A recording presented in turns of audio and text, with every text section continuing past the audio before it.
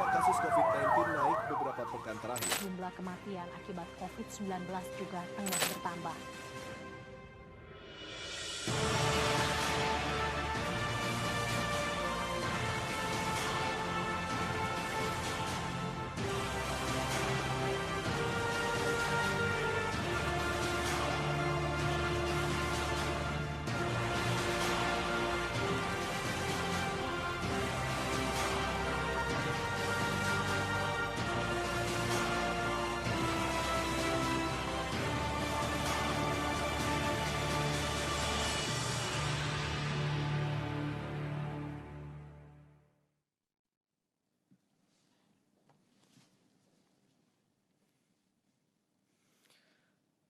Assalamualaikum warahmatullahi wabarakatuh. Om Swastiastu, Namo Buddhaya, salam kebajikan, salam sejahtera bagi kita semua. Hari ini Sabtu 10 Juli 2021, saya akan menyampaikan perkembangan terkini terkait dengan implementasi pemberlakuan pembatasan kegiatan masyarakat atau PPKM darurat. Bapak Ibu sebangsa setanah air, perkembangan kasus COVID-19 masih menunjukkan peningkatan yang eksponensial, termasuk di luar Jawa dan Bali. Berdasarkan arahan Presiden Bapak Joko Widodo, untuk beberapa daerah di luar Jawa dan Bali juga perlu diberlakukan PPKM darurat.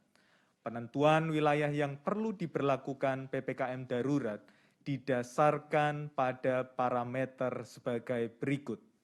Pertama, tingkat keterisian tempat tidur atau BOR mencapai lebih dari 60%. Kedua, terjadi peningkatan kasus aktif secara signifikan. Ketiga, pencapaian vaksinasi masih di bawah 50%. Dengan mempertimbangkan penilaian terhadap semua parameter tersebut, pemerintah menetapkan 15 kabupaten kota di luar Jawa Bali yang harus menerapkan PPKM darurat, yakni pertama, Kota Tanjung Pinang, kedua, Kota Singkawang, ketiga, Kota Padang Panjang, keempat, Kota Balikpapan, kelima, Kota Bandar Lampung, keenam, Kota Pontianak, ketujuh, Kabupaten Manokwari, kedelapan, Kota Sorong, 9, Kota Batam, 10, Kota Bontang, 11, Kota Bukit Tinggi, 12, Kabupaten Berau, 13, Kota Padang, 14, Kota Mataram, dan 15, Kota Medan. Pengaturan ini mulai berlaku pada 12 Juli 2021 sampai dengan 20 Juli 2021. Pengaturan pembatasan kegiatan masyarakat di kabupaten kota di luar Jawa Bali yang menerapkan PPKM darurat ditetapkan sesuai dan sejalan dengan PPKM darurat yang berlaku di Jawa Bali, sesuai dengan Instruksi Menteri Dalam Negeri nomor 15, 16, dan 18 tahun 2021.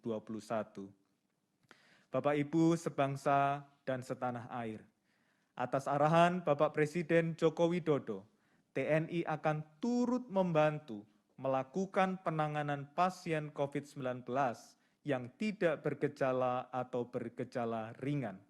Untuk itu, Koordinator PPKM Darurat mengarahkan agar asisten operasional TNI mengumpulkan data-data kasus positif yang nantinya akan dijadikan dasar untuk mendirikan shelter atau tempat-tempat perawatan dari TNI. Penentuan lokasi shelter nantinya akan ditentukan bersama Kementerian Kesehatan untuk menghindari tumpang tindih dengan upaya-upaya yang sudah dilakukan Puskesmas. Penanganan pasien COVID-19 oleh TNI akan didukung oleh dokter dan tenaga kesehatan yang ada, serta tambahan tenaga kesehatan dan dokter yang sedang dalam masa pendidikan. TNI juga diberikan amanat untuk mendistribusikan paket obat yang telah disediakan oleh Kementerian BUMN. Koordinator PPKM Darurat juga memberi arahan kepada TNI dan Polri untuk memetakan peluang penambahan tempat perawatan, baik untuk isolasi mandiri maupun untuk perawatan intensif di seluruh Jawa Bali maupun luar Jawa dan Bali. Diharapkan seluruh komando daerah militer atau Kodam beserta jajarannya memberikan opsi penambahan rumah sakit dengan segera. Pemerintah sangat mengapresiasi pengabdian personil TNI dan Polri yang selalu siap terjun, saling membantu, dan bekerja sama menyelamatkan saudara kita sebangsa dan setanah air. Kementerian Kesehatan dan Satgas Penanganan COVID-19 di BNPB akan mendukung penyediaan barang-barang atau alat kesehatan yang diperlukan. Target pemerintah adalah ruang isolasi dan ruang perawatan intensif di seluruh Jawa dan Bali akan ditingkatkan 40% dari kapasitas sebelumnya. Bapak Ibu sebangsa dan setanah air, kita patut bersyukur bahwa angka kesembuhan kita hari ini mencapai 28.561 orang, hampir menyamai rekor kesembuhan kita kemarin. Namun, angka kasus baru masih tinggi, di mana penambahan kasus COVID-19 hari ini mencapai 35.094 kasus per pukul 14.00 WIB, sedangkan angka kematian mencapai 826 orang. Korban meninggal juga termasuk tenaga kesehatan dan petugas yang bekerja terus-menerus untuk merespon situasi darurat ini. Pemerintah kembali menyampaikan bela sungkawa dan duka cita yang mendalam untuk setiap keluarga yang kehilangan sanak saudaranya. Kami mengapresiasi inisiatif masyarakat yang tadi pagi telah mengheningkan cipta pada pukul 10.07 WIB di tanggal 10 bulan ke-7 untuk mendoakan arwah para syuhada akibat wabah yang melanda seluruh dunia ini. Pemerintah juga menyampaikan terima kasih yang tak terhingga kepada seluruh relawan di berbagai daerah. Relawan yang memasok bahan makanan untuk tetangga yang sedang isoman. Relawan yang menjaga pintu-pintu masuk RT RW yang diisolasi. Relawan desa yang turut menguburkan jenazah korban COVID-19, dan relawan-relawan lain yang tanpa lelah bekerja untuk darurat kemanusiaan ini.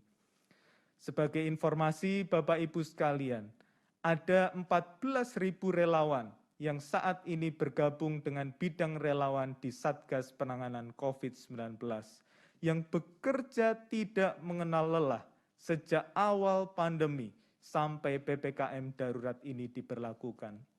Selain itu, ada 102.000 lebih duta perubahan perilaku, relawan yang memastikan kita semua ingat untuk selalu memakai masker saat di tempat umum dan menjaga jarak serta menjauhi kerumunan. Mereka bukan saja melakukan pengamatan dan melaporkan tingkat kepatuhan prokes di seluruh provinsi di Indonesia, tetapi juga mengedukasi dan bahkan menegur masyarakat yang masih belum disiplin. Sekali lagi, kami haturkan terima kasih yang tulus kepada para relawan, pahlawan kami semua, bangsa Indonesia. Bapak Ibu Saudara sebangsa setanah air, 51 juta dosis vaksin COVID-19 sudah diberikan kepada 36 juta lebih masyarakat yang menerima dosis pertama dan hampir 15 juta orang yang menerima dosis kedua. Ayo ikuti program vaksinasi, segera daftar sekarang juga, dapatkan perlindungan dari COVID-19. Kita berkeyakinan bahwa dengan kerja bersama, kita mampu keluar dari situasi darurat pandemi COVID-19 ini. Indonesia bisa. Semoga Tuhan Yang Maha Esa melindungi dan memberkati bangsa Indonesia. Wassalamualaikum warahmatullahi wabarakatuh. Om Santi Santi Santi Om. Selanjutnya saya persilahkan Dr. Reisa Broto Asmoro untuk mengedukasi kita tentang cara beradaptasi dengan kebiasaan baru di masa PPKM darurat.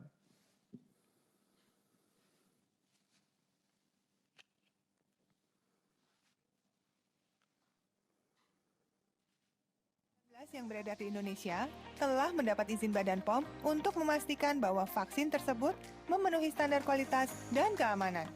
Ketika vaksin COVID-19 disuntikan ke dalam tubuh manusia, vaksin memperkuat sistem imun dengan membentuk suatu memori untuk melawan virus yang menyebabkan COVID-19. Jika orang yang telah divaksin terpapar virus COVID-19, maka sistem imun akan mengenali virus dan merespons lebih cepat dengan menetralkan virus yang masuk ke dalam tubuh. Dengan vaksin, tubuh akan memiliki perlindungan lebih agar tidak jatuh sakit atau menderita sakit yang parah akibat virus COVID-19. Untuk mengetahui informasi seputar vaksinasi COVID-19 dan melaporkan mengenai efek samping pasca vaksinasi, hubungi kontak hotline vaksinasi Kementerian Kesehatan di nomor 119 extension 9. Ayo, sukseskan vaksinasi dan disiplin protokol kesehatan. Lindungi diri, lindungi negeri. Terima kasih Pak Dedi Permadi, juru bicara Kementerian Komunikasi dan Informatika atas waktu dan kesempatannya. Bapak, Ibu, Saudara-saudari, kita semua merasakan dampak dari kenaikan kasus yang luar biasa cepat dalam beberapa hari terakhir. Ada beberapa tindakan yang dapat kita lakukan untuk mengantisipasi situasi yang kita hadapi. Dan segala tindakan yang dilakukan tentu harus berdasarkan informasi yang akurat dan valid. Maka dari itu, tindakan pertama yang harus kita lakukan adalah untuk hanya mengandalkan informasi yang berasal dari sumber terpercaya dan kredibel, seperti cari informasi di www.covid19.go.id atau di www.kemkes.go.id untuk rujukan yang tervalidasi. Hati-hati dengan berbagai sumber berita yang memberikan informasi tidak benar atau hoax. Ingat bahwa tidak ada satupun pembuat hoax dan informasi salah yang terjun langsung untuk membantu saudara dan teman kita yang saat ini sedang sakit dirawat di dalam ruang perawatan atau sedang isolasi mandiri. Justru para tenaga kesehatan dan relawanlah yang berjibaku menyelamatkan puluhan ribu nyawa setiap harinya. Maka pastikan untuk selalu mempercayai informasi yang valid dari otoritas kesehatan di negeri ini. Karena di balik mereka, ada jutaan orang yang bertanggung jawab dan berada di garis terdepan dalam penyelamatan nyawa sesama. Tindakan kedua adalah ketahui apa yang perlu dilakukan apabila situasi terburuk yang tidak kita inginkan terjadi. Kesiapsiagaan adalah ciri kalau kita bangsa yang tangguh.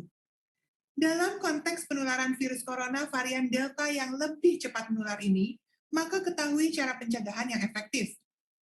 Dalam jumpa pers minggu lalu, saya sudah menerangkan betapa pentingnya mengetahui manfaat dan cara pemakaian masker double, yakni masker medis yang dilapisi dengan masker kain pada bagian luarnya.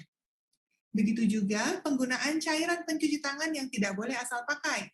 Terapkan cara cuci tangan dengan menggunakan sabun dan air mengalir, bahkan kalau kita menggunakan hand sanitizer.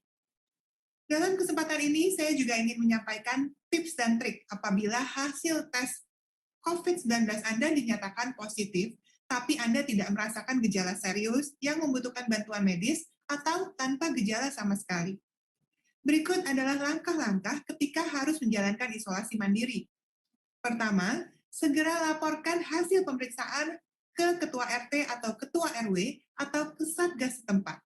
Mereka akan membantu untuk melaporkan ke puskesmas atau vaskes terdekat. Ada baiknya pada tahap ini, setelah hasil tes didapat, segera lakukan kontak dengan dokter dari pelayanan jasa kesehatan daring atau telemedis, yang akan memandu dan memberi saran selama masa isoman. Ingat untuk menjalankan isolasi mandiri, pastikan langkah ini terlebih dahulu. Karena yang memutuskan seseorang boleh menjalankan isolasi mandiri atau harus dirawat di rumah sakit adalah nakes yang memeriksa, baik secara langsung maupun melalui hasil konsultasi dengan jasa telemedis. Kabar baik bagi warga Jabodetabek, 11 penyedia jasa layanan telemedis sudah akan siap memberikan konsultasi, bahkan obat-obatan dan vitamin gratis, karena sudah menjalin kerjasama dengan Kementerian Kesehatan Republik Indonesia. Langkah selanjutnya menentukan lokasi isolasi mandiri yang terpisah dan tidak melakukan kontak erat dengan anggota keluarga yang sehat atau yang belum dapat dipastikan status kesehatannya. Pastikan ruangan untuk isoman sudah bersih, memiliki ventilasi yang memadai, dan sirkulasi udara mengalir dengan baik.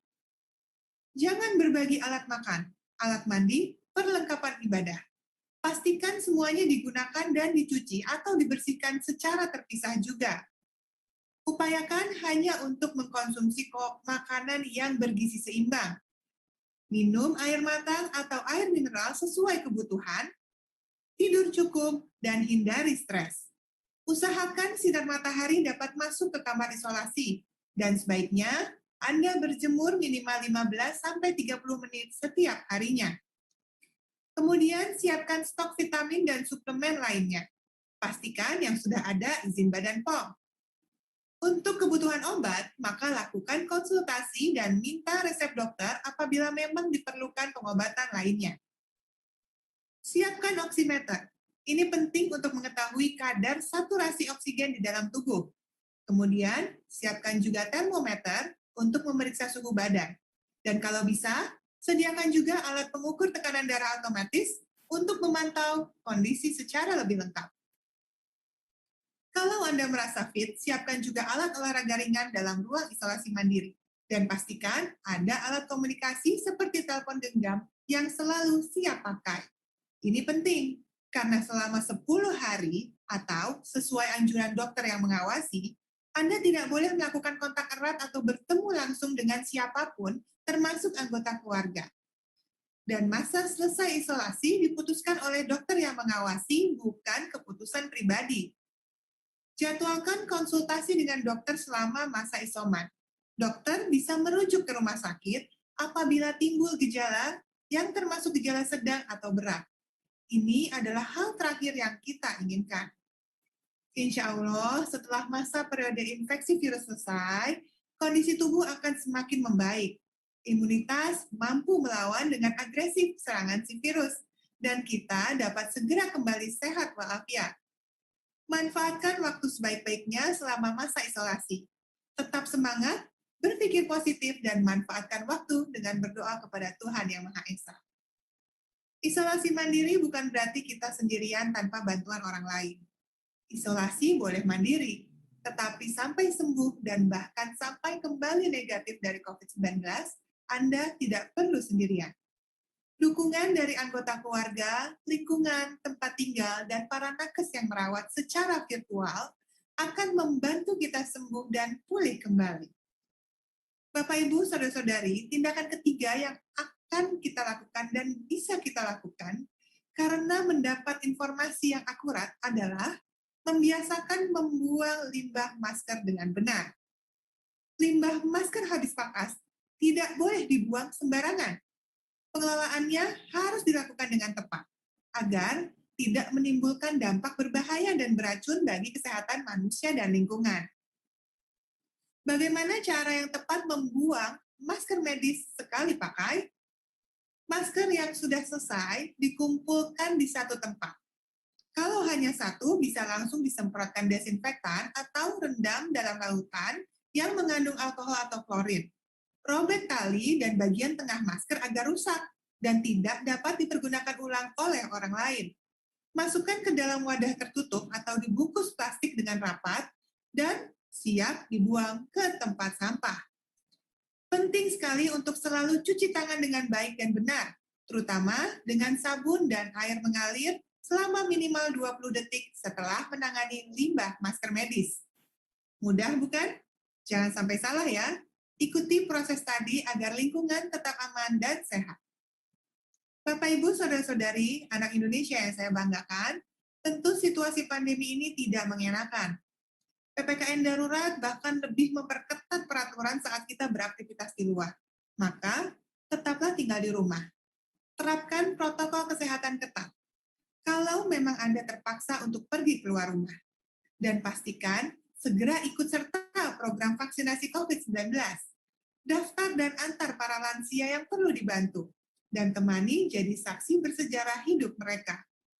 Ketahuilah bahwa dengan suksesnya program vaksinasi COVID-19 yang merata di antara masyarakat Indonesia, akan membuka kembali peluang berjumpa dengan orang tua, anak, dan cucu, serta orang-orang tersayang lainnya.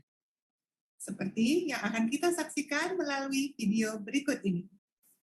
Lindungi diri, lindungi negeri. Selamat sore, salam sehat dari saya, sampai jumpa.